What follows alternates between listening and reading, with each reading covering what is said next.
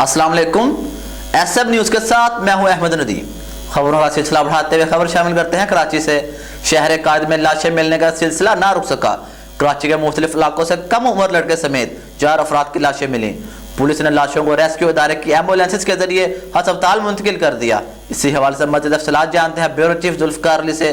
जी जुल्फिकार, आगाह कीजिएगा।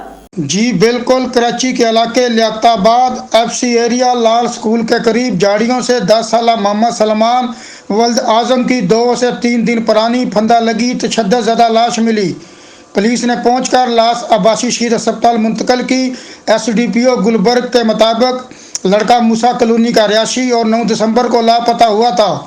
लापता होने का मुकदमा इतवार की रात गुलबर्ग थाने में दर्ज किया गया था। फौरी तौर पर वजह मौत मालूम नहीं हो सकी। न्यू कराची सिंधी होटल चप्पल मार्केट के करीब 26 बरस के शख्स की लाश मिली। लाश को अब्बासी शहीद अस्पताल मुंतकिल किया गया। भागे कुरंगी के करीब वाक़या नाले से 25 बरस के शख्स की डूबी हुई लाश मिली। लाश जिना अस्पताल मुंतकिल की गई। पुलिस के मुताबिक शनाख्त हाल नहीं हो सकी। इधर औरंगी टाउन नंबर 4 फ्रंटन मोड़ के करीब मिलने वाली एक शख्स की लाश अब्बासी शहीद अस्पताल मुंतकिल की गई।